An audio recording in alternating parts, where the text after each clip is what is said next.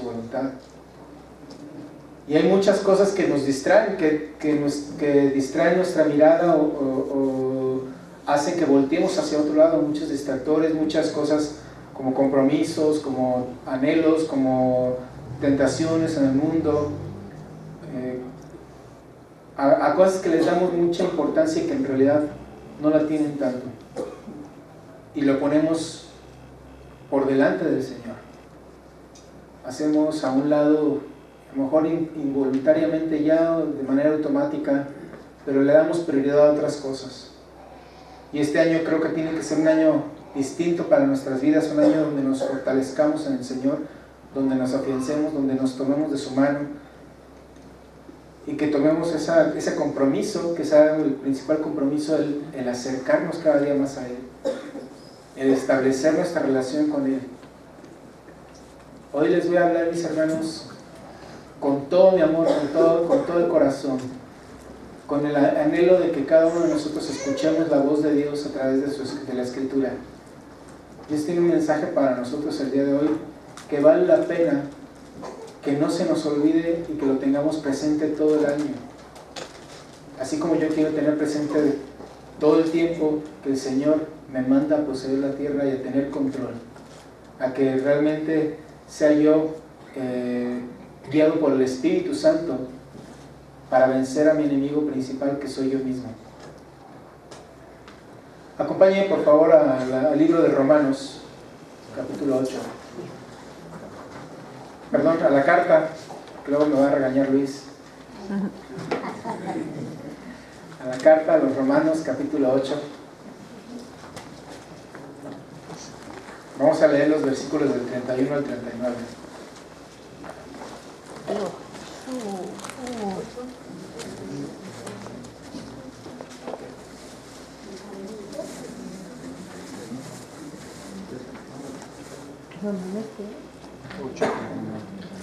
Dice la Escritura: ¿qué pues diremos a esto? Si Dios es por nosotros, ¿quién contra nosotros?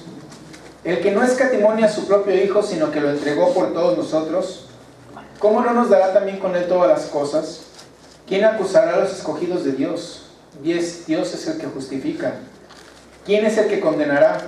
Cristo es el que murió, más aún el que también resucitó, el que además está a la diestra de Dios, el que también intercede por nosotros. ¿Quién nos separará del amor de Cristo? ¿Tribulación, o angustia, o persecución, o hambre, o desnudez, o peligro, o espada? Como está escrito: por causa de ti somos muertos todo el tiempo, somos contados como ovejas de matadero. Antes, en todas estas cosas, somos más que vencedores por medio de aquel que nos amó. Por lo cual estoy seguro que ni la muerte, ni la vida, ni ángeles, ni principados, ni potestades, ni lo presente, ni lo porvenir, ni lo alto, ni lo profundo, ni ninguna otra cosa creada nos podrá separar del amor de Dios, que es en Cristo Jesús, Señor nuestro. Capítulo 8 de Romanos, un capítulo esencial para la doctrina cristiana, fundamental para nuestra enseñanza, para nuestra seguridad. El capítulo 8 de Romanos es contundente doctrinalmente hablando, no te deja lugar a dudas dentro de lo que muchos hermanos pueden llegar a creer o a pensar equivocadamente. Este capítulo 8 de Romanos quita todas dudas, el Espíritu Santo hablando a través de Pablo, y un capítulo que inicia diciendo en el versículo 1, dice: ahora pues ninguna condenación hay para los que están en Cristo Jesús. Ninguna condenación hay para los que están en Cristo Jesús. Aquellos que nacieron verdaderamente, aquellos que creyeron verdaderamente, para ellos dice: ninguna condenación hay. Y aquí es un énfasis porque dice a los verdaderos creyentes, no a los que creen, para que tengamos cuidado en eso, sino a los verdaderos creyentes. Es un capítulo que nos habla de la esperanza que tenemos en Cristo Jesús. Y es un capítulo que nos asegura y nos confirma que no hay separación más de Dios. Una vez que estamos en Cristo, no hay separación de Dios. Porque recordemos lo que dijo el mismo Señor Jesucristo, que si Él tiene las ovejas en su mano, ¿quién se las puede arrebatar? ¿Quién puede arrebatar de la mano de Dios a uno de sus hijos? Absolutamente nadie. Voy a acomodar.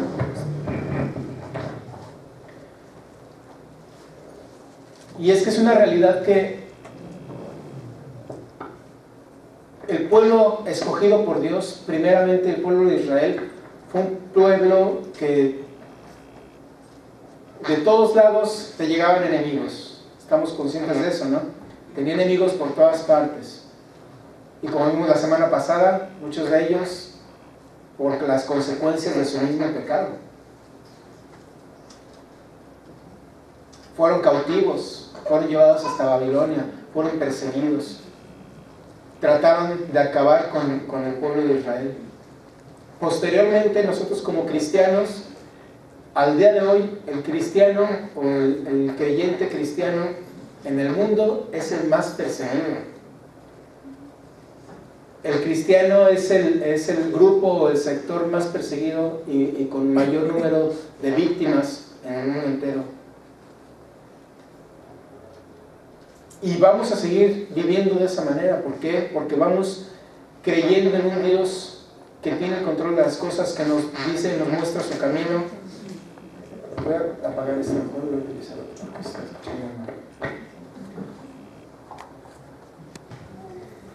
Son cosas que van a seguir pasando, porque mientras tú quieras vivir y caminar conforme a la voluntad y al propósito divino, siempre te vas a encontrar con piedras en tu camino, siempre te vas a encontrar con gente que se oponga, siempre te vas a encontrar con alguien que quiera dañarte o hacerte caer. ¿Por qué? Porque eres un hijo de Dios. Y sabemos que el mundo está dirigido o manejado por el enemigo, y el conocido como el príncipe de este mundo, que es Satanás. Y él no se va a quedar quieto cuando una persona le entrega su vida a Cristo. Vimos hace poco, no sé quiénes hayan leído el libro de El Progreso del Peregrino. Es un libro buenísimo y se los recomiendo para que todos lo tengamos como una lectura esencial en nuestras vidas. Hace poco, no sé si todavía esté, pero estuvo en cartelera en algunas salas en la ciudad, y solamente era un horario por día. De esa manera está la importancia que le dan a las cosas de Dios. Puede ser una película de superhéroes o de una comedia romántica y se la pasan semanas en cartelera y en 3, 4, 5 salas. Pero cuando se trata de hablar la palabra de Dios, es una sala, un día, en un solo horario, y para de contar. Pero nosotros vi la publicación, le dije a mi esposa, ¿sabes qué? Vamos a verla. Le platiqué de qué se trata la historia, más o menos, todas las figuras que utiliza este libro, que es un cristiano en el caminar cotidiano, y a todas las cosas a las que se va a enfrentar, y se enfrentará seguramente aquel que quiera hacer la voluntad de Dios.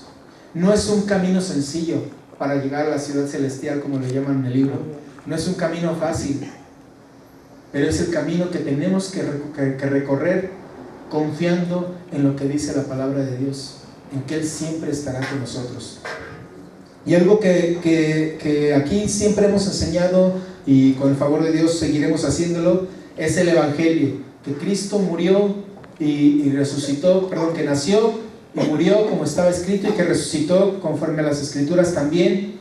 Y todo lo que nosotros hemos comentado con respecto al Evangelio nos lleva a una seguridad, a la seguridad de salvación, a la seguridad de que el Señor tiene un propósito para ti desde antes de que nacieras, y de que ese propósito se va a cumplir sí o sí, porque fue voluntad de Él, no tuya.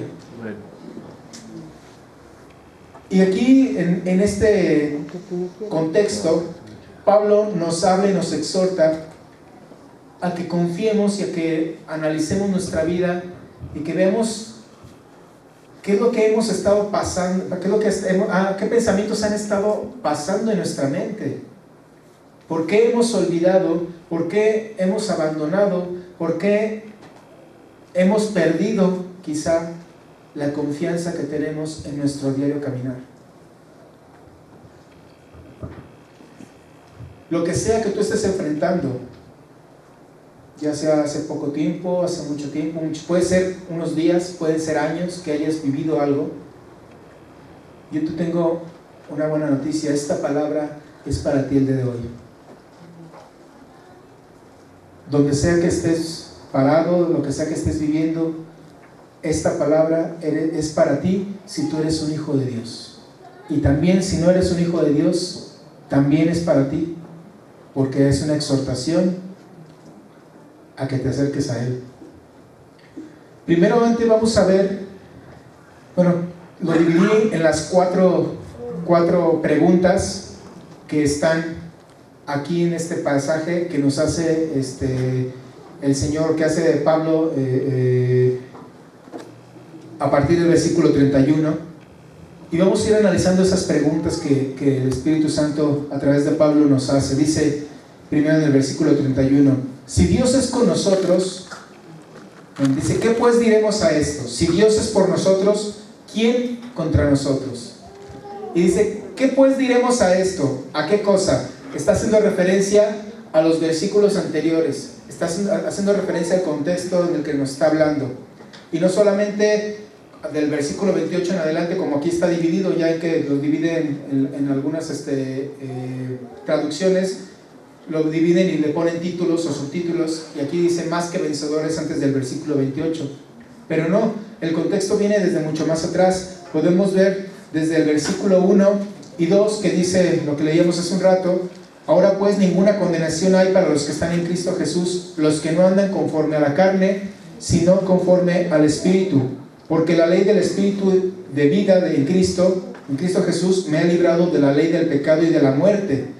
Posteriormente, del versículo 14 al 16, dice: porque todos los que son guiados por el Espíritu de Dios, estos son hijos de Dios, pues no han recibido el espíritu de esclavitud para estar otra vez en temor, sino que han recibido el espíritu de adopción, por el cual clamamos, Abba, Padre. El Espíritu mismo da testimonio en nuestro espíritu de que somos hijos de Dios. Y en el versículo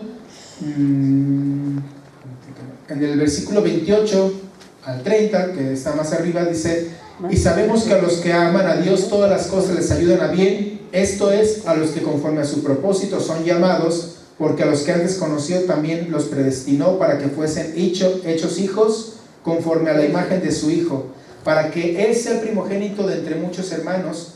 Y a los que predestinó, a estos también llamó, y a los que llamó, a estos también justificó, y a los que justificó, a estos también glorificó. Pura palabra de seguridad para tu vida y para la mía. Pura palabra de confirmación para aquellos que hemos sido escogidos de parte de Dios. Fíjate nada más qué preciosa palabra. Si tú eres un hijo de Dios, dice la Escritura que Él primero te conoció antes de que existieses tú, antes de que vivieses. Él ya había pensado en ti y por lo tanto te predestinó, te dio un destino. Pensó en ti y en tu propósito en esta vida, como ahorita nos decía Pame, un propósito para tu vida. Posteriormente dice que también nos llamó. Ya una vez que estamos en la tierra, que estamos en el caminar, Él nos llama, nos atrae a Él mismo para salvación, nos justificó y dice aquí en el tiempo de Dios nos glorificó, aunque esa parte es la que esperamos que va a llegar en aquel día en que el Señor nos llame a cuentas o que Cristo venga. Y yo doy gracias a Dios por estas palabras, porque es pura seguridad para tu vida y para mi vida, mi hermano. Porque dice la pregunta: si Dios es con nosotros, por nosotros, ¿quién contra nosotros? Entonces, si ese Dios que hizo todo este camino en tu existir, que te pensó, que te conoció, que te predestinó, que te llamó, que te justificó, está de tu lado, si ese Dios todopoderoso está a tu favor, ¿qué más seguro puedes estar? ¿Qué más podemos pedir si el Dios creador del cielo, de la tierra, del universo está en favor tuyo? ¿Qué más puedes pedir? La semana pasada Dios nos mandó que venciéramos a ese enemigo, que tomáramos la tierra. Pero ¿qué hicieron los primeros hombres que llegaron ante esa tierra a pesar de ver todas las maravillas que Dios había hecho? Vieron cómo Dios mandó las plagas a Egipto. Vieron cómo Dios abrió el mar. Y a pesar de ver todas las maravillas, les dio el maná, a pesar de ver todas las maravillas que Dios había hecho, ¿qué hicieron estos hombres? Llegaron a las puertas de la ciudad y no entraron. Estamos empezando un año, 2020, y el Señor nos está haciendo una exhortación, un llamado para que vivamos una vida diferente, no una vida apática, no una vida de cobardía, no una vida de mediocridad en el sentido de que está espiritual, donde nos quedemos estancados. Nos está exhortando el Señor a vivir una vida apasionada por Él, con la seguridad de que Él está ahí, de que Él es el que nos está guiando, de que Él es el que nos ha traído hasta este punto, hasta este momento. Dice la Escritura: los que aman a Dios, un poco más adelante, todas las cosas son para bien. Así que ¿qué es lo que se te puede presentar que tú digas, esto no viene de parte de Dios? ¿Una enfermedad? ¿La partida de un familiar? ¿Un problema fuerte? Ya sea en tu trabajo, en tu familia. ¿Qué es lo que puede venir a tu vida que no venga de parte de Dios? Porque si yo creo que Él tiene un propósito para mi vida, no puedo darle cabida al pensamiento de que Dios no está conmigo cuando tengo un problema, de que Dios no me está cuidando cuando sucedió algo adverso a mi vida.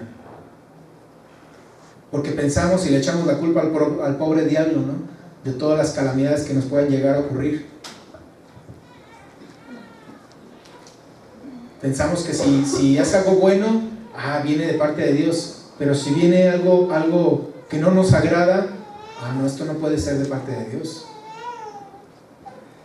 En el mundo se tiene ese pensamiento. Solamente lo bueno viene de parte de Dios. Y déjame decirte que cuidado con esos pensamientos, porque muchos creen en cosas que no son de Dios y que son buenas para sus vidas porque les va bien económicamente. Dicen, esto viene de parte de Dios, cuando en realidad no es Dios quien les está bendiciendo en ese sentido, sino el enemigo, que también abre las puertitas y dice, ¿quieres enlodarte? Vas, enlódate también tú. Pero el Señor que está con nosotros, dice, ¿a qué puedes temerle? ¿Qué puedes enfrentar tú en este tiempo? ¿Qué pues diremos a esto? Si Dios es por nosotros, ¿quién contra nosotros? No se refiere a que nunca nos va a ir mal, no se refiere a que nunca vamos a tener cosas adversas en nuestra vida. No significa que no va a venir alguna persona a querer hacernos daño. Van a venir todo el tiempo, constantemente. Quien ya sea por envidia, quien ya sea por coraje, pero va a haber gente que esté en contra tuya. Pero aquí la promesa no es que Dios te los va a quitar, no es, dice, los voy a desaparecer, te voy a apartar de su camino. No, dice, a pesar de que se van a levantar gentes en tu contra, yo voy a estar a tu favor. A pesar de que ellos van a hacer cosas o van a intentar cosas en tu contra, yo voy a transformar todas estas situaciones para tu beneficio, porque yo estoy contigo. Me acuerdo, tan solo apenas el año pasado, la situación que vivimos con el tema de la casa, pues algo que nosotros pensábamos que iba a ser algo bueno se convirtió en un problema fuerte para nuestra familia, pero Dios tenía un propósito también, un propósito más grande que abarcaba a otras personas que ni siquiera teníamos en mente nosotros. Dios tenía los tiempos perfectos, nosotros no lo podíamos observar en ese momento. Me acuerdo que cuando mi mamá trabajaba en el almacén general del seguro, había una mujer que se la pasaba haciéndole la vida imposible y todo el tiempo hablando mal de ella, con insultos, con faltas de respeto, porque mi mamá tenía gracia delante de sus jefes, porque mi mamá hacía bien su trabajo, y todo el tiempo ahí estaba la mujer encima y encima y encima. Pues no se la podía quitar de encima a mi mamá, pero Dios al final fue misericordioso, y esa mujer tristemente pues le fue mal, y mamá siguió adelante. No es que se van a desaparecer las cosas que tengamos enfrente como un problema o una persona, sino que en medio de todas esas cosas Dios está contigo. Y si tú crees que Dios está contigo, ¿sí lo crees? Amén. ¿Qué pues diremos a esto entonces? Vamos a leer 3 versículos rápidamente. Vamos a ver, Luis, por favor, me ayudas a leer Génesis 50, 19 y 20. Raúl, me ayudas por favor con Hebreos 13, 5 y 6. Y Nico, por favor, me ayudas con Proverbios 21, 1.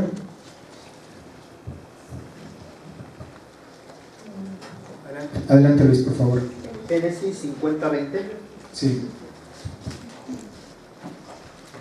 Vosotros pensasteis mal contra mí, mas Dios lo encaminó a bien, para hacer lo que vemos hoy, para mantener en vida a mucho pueblo. Gracias. Hebreos 13, 5 y 6. Y sean vuestras costumbres sin avaricia, contentos con lo que tenéis ahora, porque Él dijo, no te desampararé ni te dejaré. De manera que podemos decir confiadamente, el Señor es mi ayudador, no temeré lo que me pueda hacer el hombre. Amén. Proverbios 21, 1. Como los repartimientos de las aguas, así está el corazón del rey en la mano de Jehová, a todo lo que quiere lo inclina. Amén. Fíjate nada más todo lo que hace Dios. Él acomoda las circunstancias que parecían que eran negativas para tu vida y hace de eso algo bueno para tu vida. Él, toda la provisión, todo el sustento, todo lo que tiene preparado, nos lo ha dado. Y dice que incluso el corazón de los reyes hacia sus hijos Él los inclina. Y tú eres uno de sus hijos. Ten en consideración eso. Tú eres uno de sus hijos. No es poca cosa. Así que si Dios está a tu favor, esto debe traerte una seguridad, una confianza tremenda. Vivir confiado y seguro de lo que está pasando, de lo que Dios tiene preparado para ti. No quiere decir que vas a huir de los problemas o que vas a sentarte a esperar que Dios haga las cosas como tú, Señor, estás a mi favor, yo me voy a sentar y que venga todo para acá. No.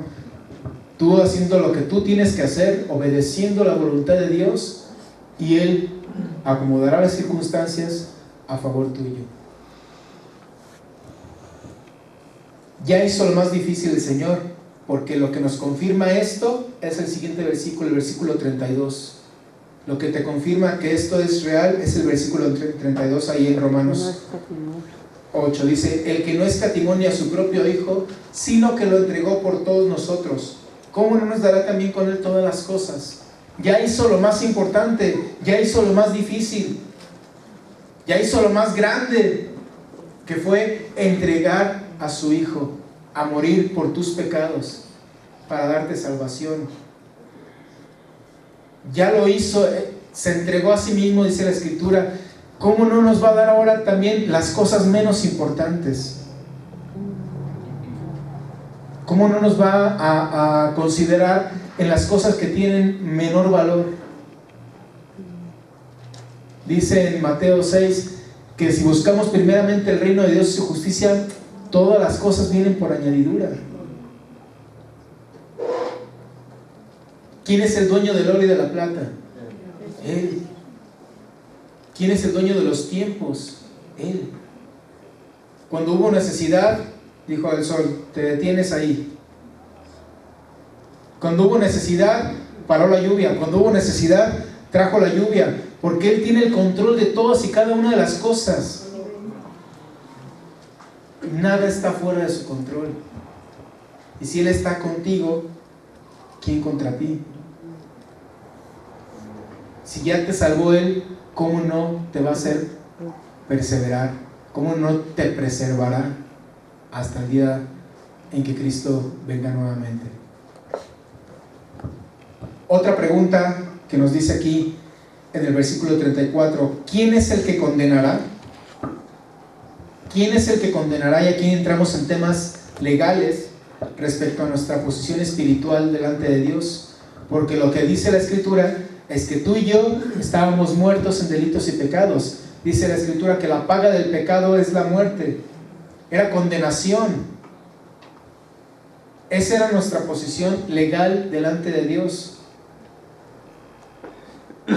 Nuestro destino era un sufrimiento eterno, estar separados de Dios. Pero una vez que somos salvos delante de Dios, una vez que somos salvos delante del Señor, que venimos a esa unidad con Él nuevamente por medio del sacrificio de su Hijo Jesucristo. Ahora, como les decía hace un rato, el enemigo no se queda quieto, y la Escritura lo define también, lo presenta, mejor dicho, a Satanás como el acusador. Él es el acusador. Él es el que todo el tiempo está, mira, ya volvió a caer, mira, y eso que se dice un hijo tuyo, y mira, ya cometió otra vez ese pecado, y mira, aquí y allá.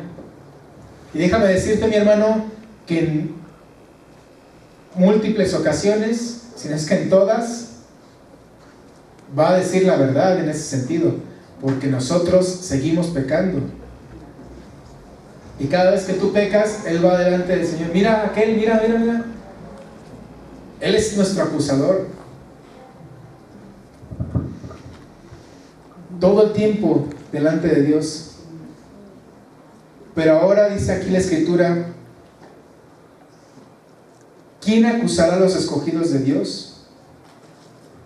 Y responde, Dios es el que justifica. Una frase, una expresión contundente. Dios es el que justifica.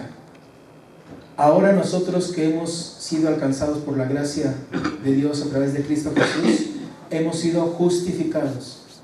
Eso quiere decir que el acta de los decretos que había en nuestra contra, dice el Señor, la clavó ahí en la cruz, y ahora tú y yo delante del Padre no debemos absolutamente nada.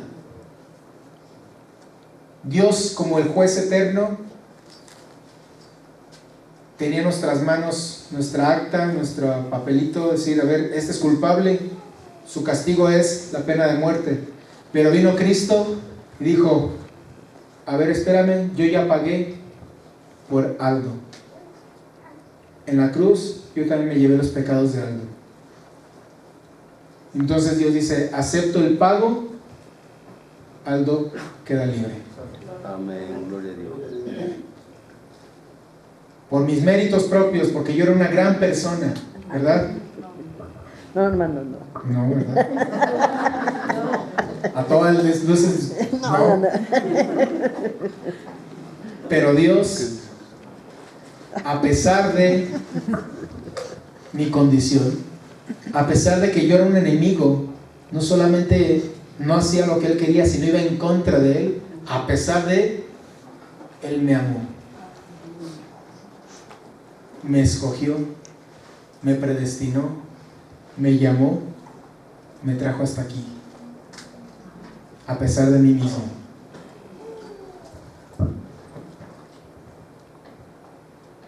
Y mire que aquí, como les decía, es un tema legal. ¿Quién está por encima de Dios?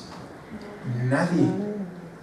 Aquí en las leyes humanas tenemos lo que se les llama, los abogados me ayudarán, lo que son instancias, donde si tú eres culpable de algo, te sentencian, como te juzgan como culpable, puedes acudir a una segunda instancia, a una tercera instancia, no sé cuántas instancias hay, hasta que llegues a la última instancia. Si la última instancia dice no, se equivocaron todos los demás, él es inocente, te dejan ir. ¿Quién está por encima de Dios? Vuelvo al punto. No hay una instancia superior a la divina, no hay una instancia superior a la de nuestro Padre. Y si Él dice que tú eres justificado, que tú has sido justificado, has sido justificado. Aunque el enemigo vaya y diga, él es culpable, mira, él se está portando mal, mira esto, mira lo otro. Aunque él venga a tu vida y te diga, mira, eres un hipócrita, mira, eres esto. Porque delante de Dios tú has sido justificado. Si seguimos pecando, Dios nos llama al arrepentimiento. Pero no nos quita nuestra salvación, no nos quita la vida eterna. Porque Él ya dijo, Él ya fue justificado porque recibió el sacrificio de Cristo en esa cruz.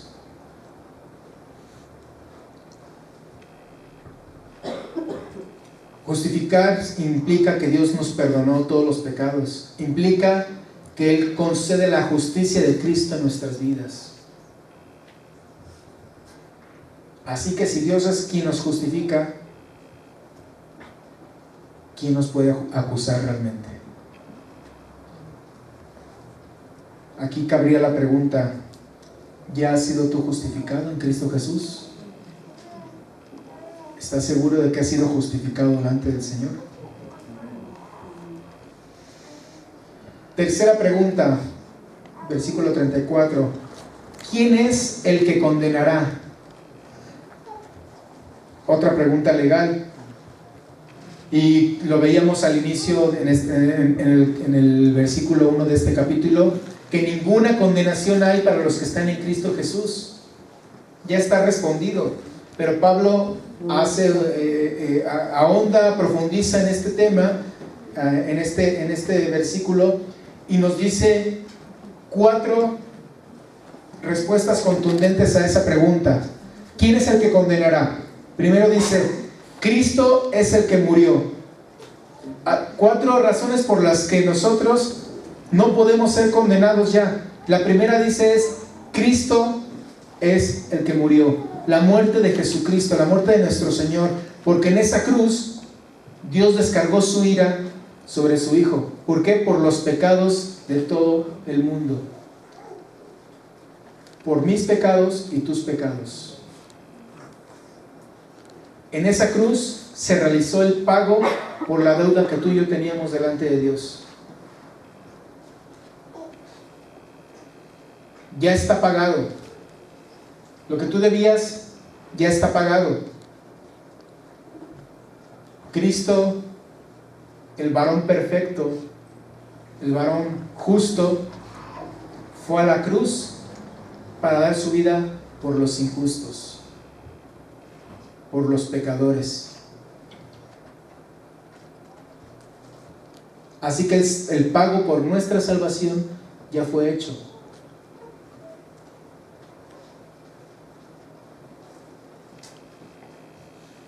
La muerte de Jesús es una respuesta contundente del por qué no podemos ser ya condenados. Segunda cosa, dice, más aún el que también resucitó, murió y también resucitó. La resurrección de Jesús confirma y reafirma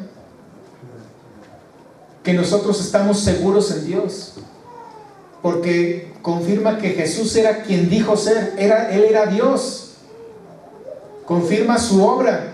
Él vino a morir por los pecadores, vino a dar su vida en rescate de por muchos.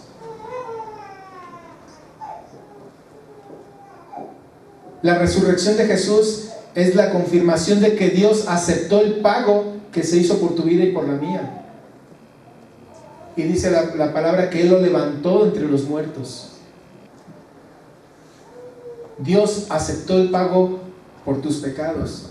El sacrificio de Jesús en la cruz dijo: yo lo acepto, y ahora Cristo es levantado el tercer día. Es nuestra confirmación.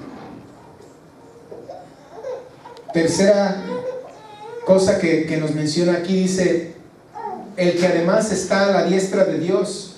En otras partes dice: Él está sentado a la diestra del Padre. En el cielo.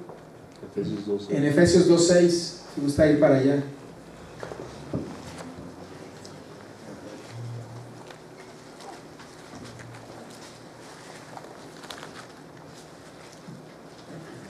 Y juntamente con Él nos resucitó. Y juntamente con Él nos resucitó, y asimismo nos hizo sentar en los lugares celestiales con Cristo Jesús. Dice que estamos sentados juntamente con Cristo a la diestra del Padre también aquí. Y aquí me llamó la atención algo que a mí la verdad me tocó. El hecho de que la Escritura nos diga que Cristo está sentado a la diestra del Padre. ¿Por qué les digo esto? En el Antiguo Testamento, la figura del sacerdote, que era el intermediario, el que presentaba los sacrificios por el pueblo, si recordamos las cosas que había en el tabernáculo y después en el templo, no nos ponen sillas, no había sillas. ¿Por qué? Porque era una metáfora, no sé, de que el sacerdote nunca paraba, siempre tenía que estar presentando sacrificios por el pueblo que era pecador. No había un descanso, porque la obra no había sido terminada. Sin embargo, cuando Cristo paga el precio en la cruz, muere, es resucitado y se va con el Padre, dice, y se sentó a la diestra del Padre. Él descansó porque la obra había sido terminada. Y Él lo dijo en la cruz: consumado es. Todo fue terminado ahí. La obra está hecha. Y a mí me encantó esto, porque eso me da descanso a mí, de saber que el Señor tiene mi vida en su mente, que la tiene planeada, y sobre todo que Él ya hizo la obra en mi vida, la sigue perfeccionando, pero la esencial, la salvación, la vida eterna, ya no han sido dadas. Y finalmente dice también,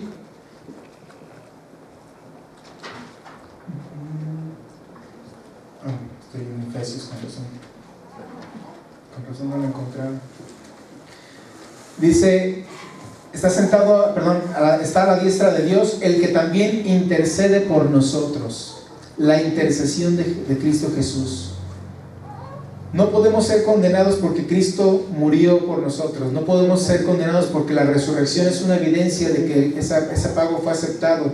No podemos ser condenados porque Cristo ya hizo toda la obra. Y dice aquí, también por la intercesión de Cristo, porque como la obra ya fue realizada y concluida, ahora nosotros podemos acercarnos al Padre. ¿Recuerdan que el velo se rasgó cuando Cristo murió? Y ahora podemos tener acceso al lugar santísimo, a la presencia de Dios. Ya podemos ir delante del Padre y clamar a Él de manera personal, de manera directa. Pero nos dice la palabra que solamente tenemos un mediador, que es Cristo Jesús. Tenemos como mediador, dice, solo hay un mediador entre Dios y los hombres, Jesucristo. Dice, el mismo Señor Jesús nos dijo en su palabra cuando estuvo aquí, que todas las cosas que pidieran en su nombre, que pidiéramos en su nombre, Él las haría. Porque ahora la manera de llegar delante de Dios es precisamente a través del sacrificio de Jesús, y porque Él está intercediendo por nosotros todo el tiempo. Así como tenemos el acusador, que es Satanás, tenemos al abogado defensor, a Jesucristo el justo, quien delante del Padre dice: yo ya pagué, yo ya hice la obra por ahí o por ella. 4 cosas que nos confirman que no hay condenación para nosotros. Así que toda argumentación de Pablo aquí se remonta o se confirma o se basa en la obra redentora de Jesucristo. ¿Quién es el que condenará a un escogido de Dios?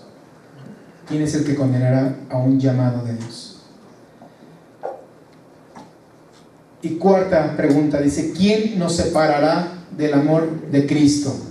Cuando Pablo habla del amor de Cristo, no se está refiriendo al amor que hay de nosotros hacia el Señor, sino al revés, del amor de Dios hacia nosotros, del amor de Cristo hacia nosotros. ¿Quién nos puede separar de ese amor, del amor que Dios nos muestra a nosotros, sus hijos?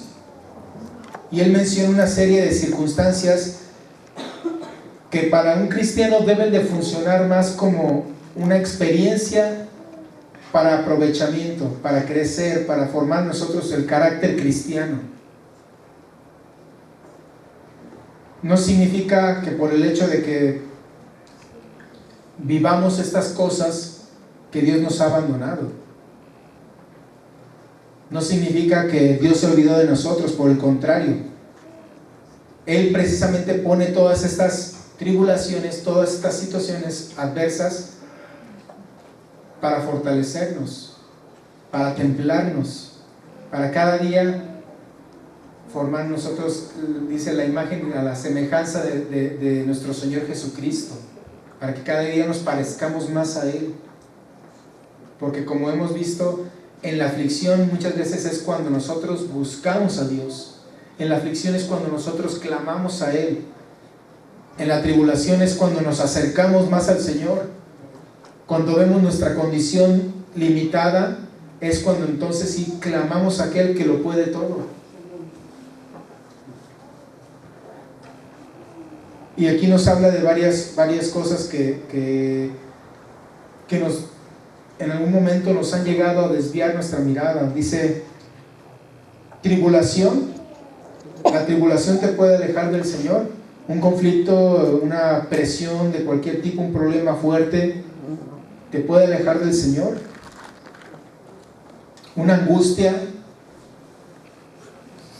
esa tensión que no te deja respirar, que no te permite ser libre, que todo el tiempo te está oprimiendo. La persecución, los problemas que vienen a raíz de que tú eres un hijo de Dios y que otros pues están en contra de nosotros. Dice, hambre, una necesidad fisiológica. Desnudez, una necesidad material, te puede desviar te puede apartar del Señor, de su amor. Peligro, cosas que pueden llegar a poner en riesgo nuestra vida. O dice incluso espada, que implica la muerte. Todas estas cosas te pueden apartar del amor de Cristo Jesús. Pablo las vivió. Pablo las padeció. Dice en Corintios que te da su lista de todas las calamidades que él vivió. Varias veces recibió 40 azotes menos uno, que era como el límite antes de morir. Fue atribulado, fue perseguido, lo tuvieron que bajar un lugar para que no lo mataran, naufragó. ¿Cuántas y cuántas cosas vivió el apóstol Pablo? Y él, que vivió todas estas cosas, él es el que te dice: ¿quién nos puede separar del amor de Dios? Porque uno podría decir: pues es que tú no has vivido lo que yo viví. Él lo padeció, él lo vivió en carne propia.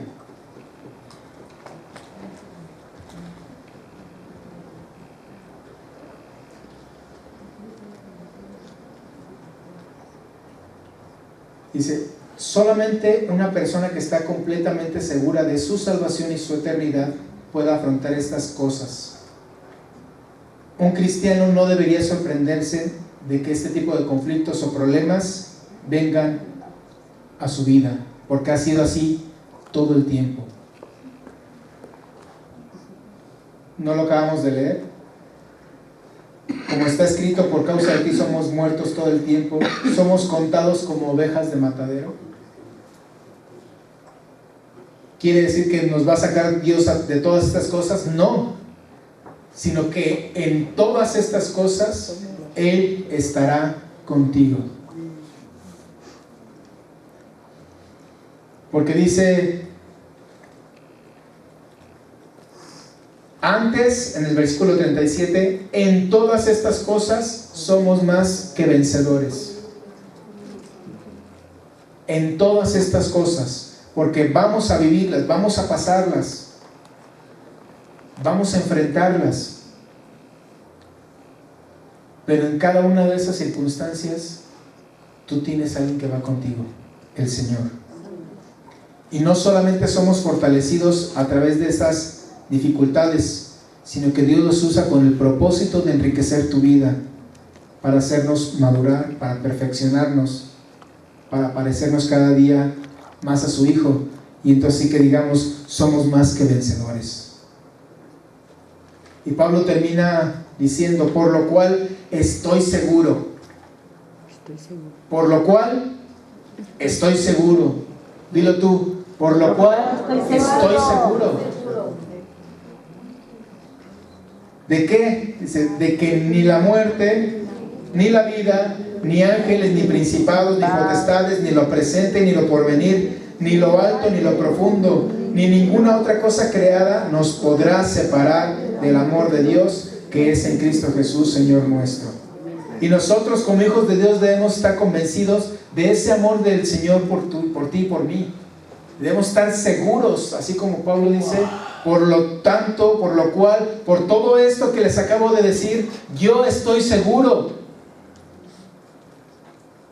Yo estoy seguro, yo no dudo, no tengo dudas al respecto de mi salvación, no tengo dudas al respecto de mi posición delante de Dios, no tengo dudas de la presencia de Dios en mi vida, no tengo dudas del destino que me depara el Señor. Yo no tengo dudas, estoy seguro.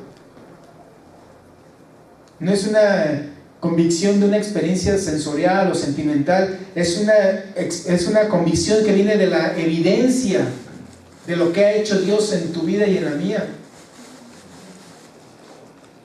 No es algo que sea solamente palabras, sino que ha sido plasmado y ha sido pagado y ha sido confirmado por la sangre del Cordero, porque el Señor ya hizo la obra.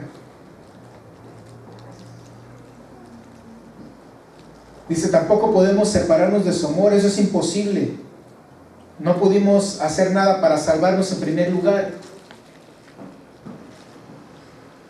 Yo no puedo separarme de Dios. No puedo perder mi salvación por mí mismo, porque para empezar yo no me la gané. Yo no hice nada para ganármela. ¿Cómo puedo, si no hice nada que pudiera hacer para ganármela, nada valioso para poder ganarme esa salvación, cómo creo que puedo sostener yo esa salvación? Es imposible. Esto es una obra de Dios, una obra del Espíritu Santo.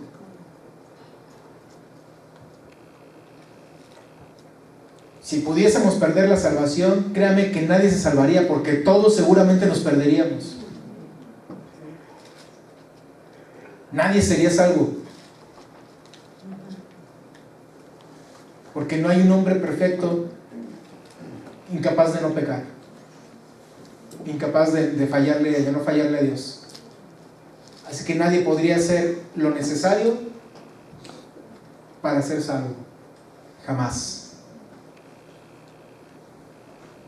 Este capítulo nos habla de la seguridad que tenemos en Cristo a pesar de que se presenten todas estas circunstancias. Dice en el versículo 18: pues tengo por cierto que las aflicciones del tiempo presente no son comparables con la gloria venidera que en nosotros ha de manifestarse. Yo tengo que estar consciente todo este tiempo, mi hermano. Estamos nuevamente iniciando este 2020. ¿Cómo lo vas a continuar? Dios nos está hablando desde la semana pasada a que tomemos una actitud de ir hacia adelante, de ir hacia el frente, de no detenernos, a que tengamos una actitud activa, no pasiva, a que como iglesia, como individuos, como familias, no nos quedemos quietos, sino que el Señor, que sabiendo que va con nosotros, vayamos abriendo brechas y haciendo frente a todas las cosas que se nos presenten en el camino, mi hermano. Si tú eres un hijo de Dios, responde estas preguntas. ¿Quién contra ti? Nadie. ¿Quién te acusará? Nadie. ¿Quién te condenará? Nadie. ¿Quién te podrá separar del amor de Cristo? Nadie. Si tú eres un hijo de Dios, empieza a vivir este 2020 con esa seguridad. Camina cada día de tu vida, cada paso que tú des, cada decisión que tú tomes, confiando en que el Señor está contigo y que tú tienes un propósito en esta vida que cumplir. Que tu principal propósito, nuestro principal propósito, sea ese: el vivir la vida que Cristo quiere que vivamos, con plena seguridad, como hijos suyos, no como cristianos, no como cristianos. Que vayamos viviendo, y cada cosa que se vaya presentando, cada circunstancia, cada problema, cada tribulación, cada angustia, la enfrentemos agarrados de la mano de Jesús. Que sea un gran año para cada uno de ustedes, y que con plena convicción creamos que nada nos puede separar del amor del Señor. Que Dios los bendiga.